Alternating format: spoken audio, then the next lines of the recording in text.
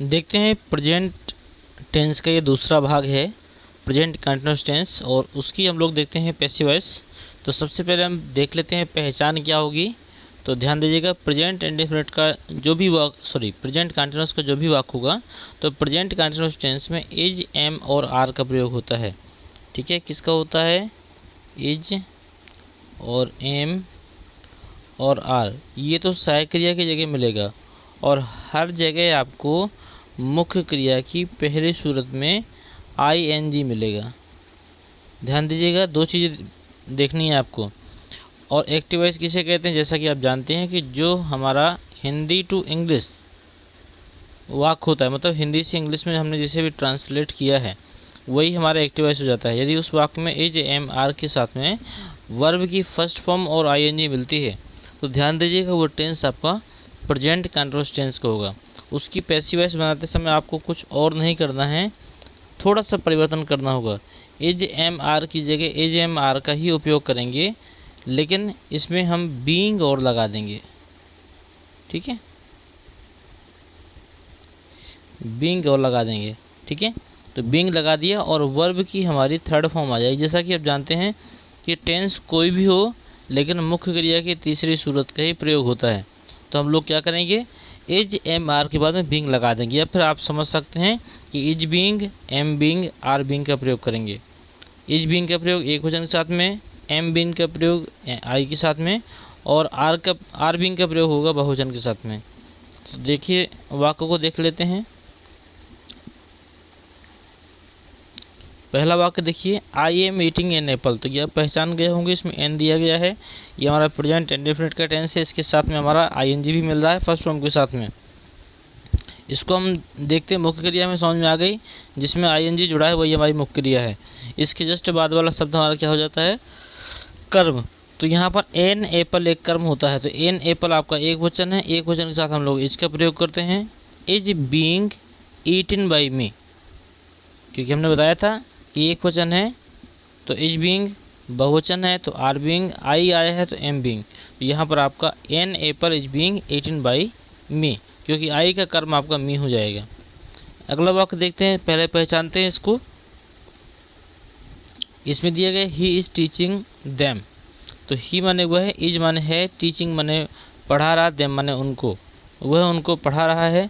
या फिर ये मान के चलिए कि ऐसे नहीं समझ में आता, तो आप ये देखिए क्या वाक्यों में इज, एम, आर का प्रयोग हुआ है? तो पक्का हुआ है, इज, एम, आर मिल गया आपका। इसके साथ में वर्ब की फर्स्ट फॉर्म है कि नहीं है? वो भी है। और आईएनजी लगा है कि नहीं लगा है? वो भी लगा है। तो समझ लीजिए कि वो वाक्य आपका प्रेजेंट कंटिन्यूअस टेंस का वाक्य होगा। इसको बनाते समय आपको क्या करना है? नियम सब वही रहेंगे, कर्म को कर्ता बनाएंगे। तो देखिए यहाँ पर देम आपका कर्म है, तो देम का कर्ता हो जाएगा दे। ठीक है, और दे बहुवचन है, इसलिए इसके साथ में हम आर बीइंग का प्रयोग करेंगे। और टीच की थर्ड फॉर्म आपकी टॉट हो जाएगी बाई हिम, क्योंकि ही का कर्म क्या होता है? हिम होता है। तो इस प्रकार ये वाक्य बन जाएगा। अगला देखिए, इसी में दे आर प्लेइंग फुटबॉल। पहचान कर लीजिए, इसमें आर मिल गया और वर्ब की फर्स्ट फॉर्म के साथ में आईएनजी मिल गया, तो हमारा टेंस क्लियर हो जाता है कि प्रेजेंट कंटिन्यूअस टेंस होगा। इसकी पैसिव वॉइस बनाएंगे तो आप सबसे पहले कर्म को उठाइए, फुटबॉल को हमने उठाया, कर्म है ये, तो फुटबॉल हमारा एक वचन में हो जाएगा। एक वचन के साथ में हम इज बीइंग का प्रयोग करेंगे, is being played by them.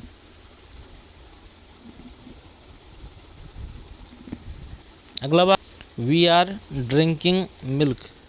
तो यहाँ पे मिल्क आपका कर्म है, तो मिल्क को आगे रख दीजिए। तो milk is being drunk by yes, क्योंकि ड्रिंकिंग की थर्ड फॉर्म ड्रंक हो जाती है, ड्रिंक की थर्ड फॉर्म ड्रंक हो जाएगी। और आपका इज बीइंग लगी गया है, बाई अस, वी का कर्म आपका अस हो जाएगा।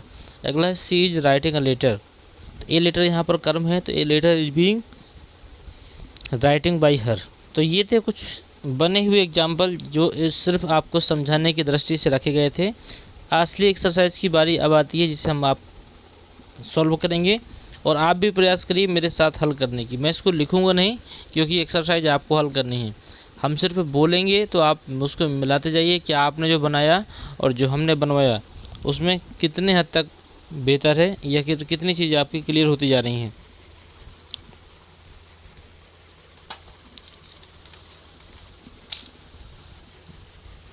पहला वाक्य है आपका Sheela is drinking a cup of milk. तो यहाँ पर एक कप, सबसे पहले यहाँ पर देखिए कर्म के अतिरिक्त भी कुछ और दिया है, क्योंकि ये तो कर्ता हो गया, इसको हम और बड़ा कर लेते हैं समझने के हिसाब से। देखिए ये तो कर्म कर्ता हो गया, ये सहायक क्रिया हो गई, ये आपके मुख्य क्रिया में आईएनजी हो गई, और मुख्य क्रिया के जस्ट बाद में हमने आपसे कहा था कि कर्म दिया होता है।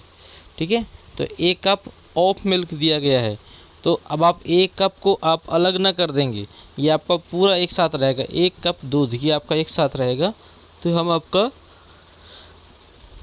पूरा शब्द ले लेंगे, एक कप ऑफ मिल्क, ये आपका कर्म बन जाएगा। ये मत सोचिएगा कि दो शब्दों को या एक शब्द को लेके बाकी हम छोड़ देंगे। एक कप ऑफ मिल्क ये हमारा कर्म है, तो हमने इसको ले लिया। तो एक कप ऑफ मिल्क आपका एक वचन है, तो हो जाएगा इज बीइंग। एक cup of milk is being drink की हो जाएगी ड्रंक बाई शीला। एक cup of milk is being drunk by Sheela. अगला है my father is washing the car. तो आपको पता है कि ये इसमें इज भी मिल गया और वर्ब की फर्स्ट फॉर्म में आईएनजी भी मिल गई, तो ये वाक्य हमारा किसका हो जाता है, प्रेजेंट कंटीन्यूअस टेंस का। यहाँ पे द कार आपका कर्ता हो जाएगा, तो the car is being washing by my father. Sorry, washing नहीं हो जाएगा, इज बीइंग वॉश्ड, तो जाएगा the car is being washed, WASHED, washed by my father. अगला she is taking a picture.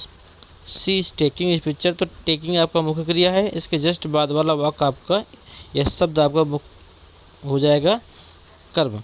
तो ए पोएम यहाँ पर कर्म बना आपका, तो ए पोएम जब कर्म बना तो आप इसको बनाएंगे a poem is being written, writing है तो हो जाएगा written. A poem is being BEING written WRITTEN written by me. अगला है वी आर प्लेइंग फुटबॉल। तो इसमें फुटबॉल को हम लोग कर्म है, तो उसको हम कर्ता बनाएंगे, तो football is being played by us. Football is being played by us. अब उम्मीद है कि ये सारी चीज़ें आपको समझ में आ गई हैं और अब आप कर भी सकते हैं। अगला है we are playing football. We are playing football ये आपका ये हो गया है। अगला है he is wearing a tie. He is wearing a tie. यहाँ पर ए टाई आपका कर्म है और ही आपका कर्ता है, तो इसको एक्सचेंज करिए। A tie is being worn WORN। Wear की थर्ड फॉर्म आपकी वोर्न हो जाएगी WORN। तो a tie is being worn by him. अगला है the postman is delivering the mail. तो इसमें द मेल आपका एक वचन है और ये कर्म के रूप में यहाँ पर रखा हुआ, तो इसको कर्ता बनाएंगे। तो the mail is being delivered by the postman. The mail is being delivered by the postman. अगला है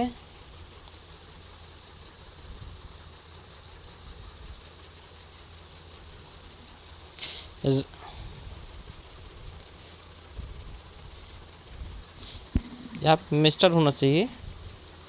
चलिए, Rashid is measuring the room. तो ये हो जाएगा आपका द रूम, यहाँ पे बनेगा कर्ता, तो the room is being measured by Rashid. अगला the coach is congratulating the team of the movement. तो यहाँ पर देखिए the team at the moment, यहाँ पर देखिए शब्द कुछ अलग अलग से भी आ रहे हैं, तो यहाँ पर चाहे तो आप पूरा ले लीजिए, नहीं तो आपकी द टीम ही यहाँ पर कर्ता बनेगा, पूरा नहीं बनेगा। ये आपका कर्म है। एट द मोमेंट ये आपका कर्ता नहीं बनेगा, तो आप इसे बना सकते हैं द टीम। और टीम हमारी कैसी है, टीम हमेशा एक वचन में ही हमारी काउंट होती है, तो इसे आप बनाना चाहें तो कैसे बनेगा, the team is being congratulated at the moment by the coach. ऐसा कर सकते हैं, इसे बना देंगे द टीम सबसे पहले जाएगा इज बीइंग कांग्रेचुलेटेड, इसके बाद अन्य शब्द लिख दीजिए at the moment by the coach. अगला है the cat is tearing the new book. The cat is tearing the new book. तो द न्यू बुक ये शब्द आपका एक साथ आ रहा है, तो the new book is being torn, T R की हो जाएगी torn, TORN, torn by the cat. अगला है we are collecting the donation at the moment. यहाँ पर भी एट द मोमेंट जो आपका है ये आपका अन्य शब्द है जो आया हुआ है, तो यहाँ से आप बनाएंगे the donation is being collected at the moment by us, क्योंकि वी का कर्म क्या बन जाएगा, अस बनेगा। They are washing my car now, यहाँ पर आपका माई कार ही आपका कर्ता बनेगा, नाउ को हम लोग छोड़ देंगे मतलब ये आपका अन्य शब्दों में बन जाएगा, तो जाएगा my car is being washed now by them, या नाउ को आप छोड़ भी सकते हैं या फिर अंत में भी लिख सकते हैं, देम की बाद में भी लिख सकते हैं, इसको दोनों तरह कर सकते हैं। 12वां नंबर, और अगर आप चाहें तो इसमें हटाना चाहें तो हटा भी सकते हैं, इसमें कोई गलती नहीं मानी जाएगी। कुछ एक साथ दो प्रीपोजिशन अगल बगल रखने की जगह आप उसे हटा भी सकते हैं, वैसे रखा रहेगा तो कोई दिक्कत नहीं, वाक आपका सही माना जाएगा। अगला है mister Singh is handed out the exam paper.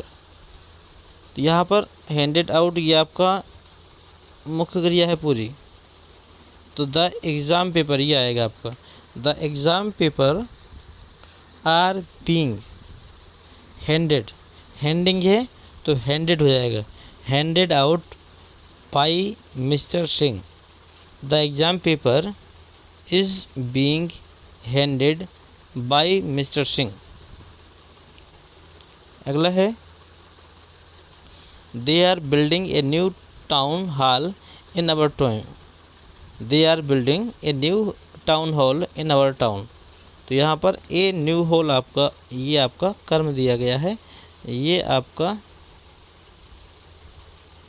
ये पूरा बनेगा कर्म, सॉरी ए न्यू टाउन हॉल ये पूरा बनेगा कर्म, ये आपका अन्य शब्द में रहेगा। तो a new town hall is being built,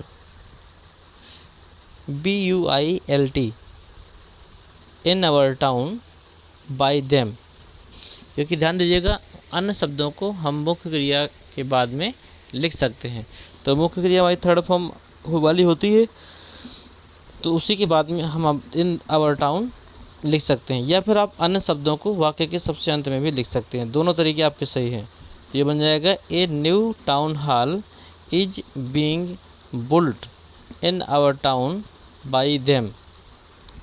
15वां number है they are repairing this car.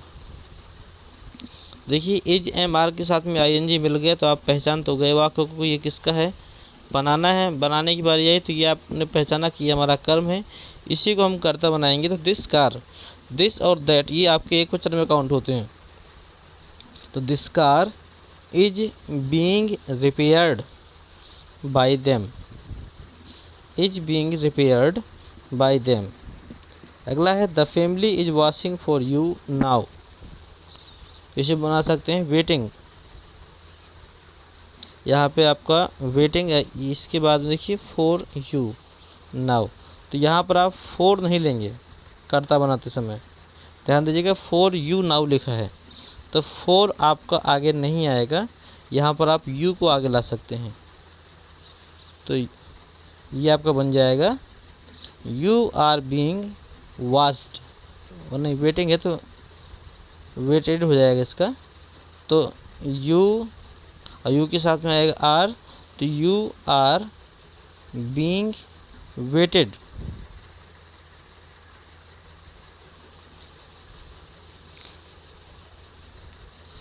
अब फॉर नाउ लिखना चाहे तो फॉर नाउ लिख दीजिए, waited for now by the family, ऐसा कर सकते हैं। फिर से देखिएगा इसी को, you are being waited for now by the family, या फिर इसको बाद में भी लिख सकते हैं।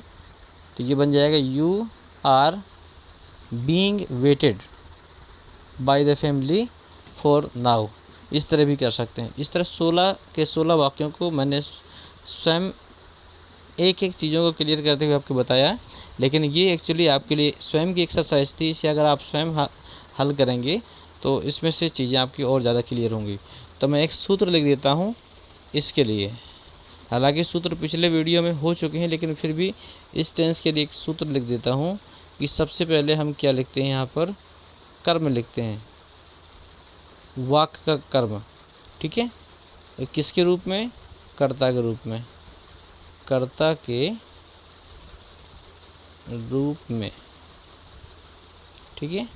और इसके तुरंत बाद हम लोग इज एम आर का प्रयोग करते हैं,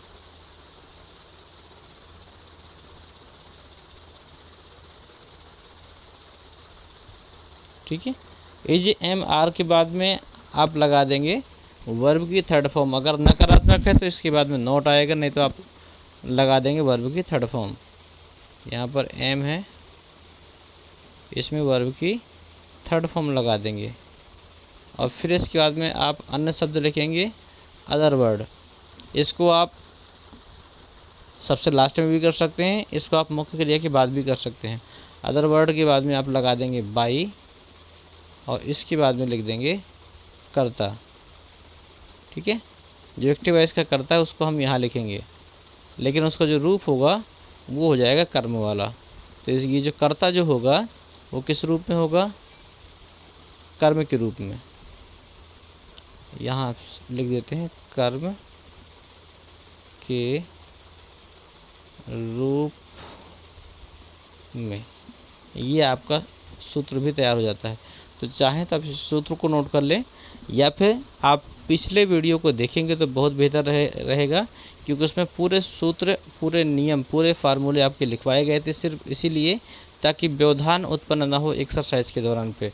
तो यदि आप उस वीडियो को देखेंगे और बेहतर रहेगा, उसका आपको डिस्क्रिप्शन बॉक्स में लिंक मिल जाएगा, या फिर इसी की जस्ट पहले का वीडियो है, वीडियो की प्लेलिस्ट में जाकर भी देख सकते हैं।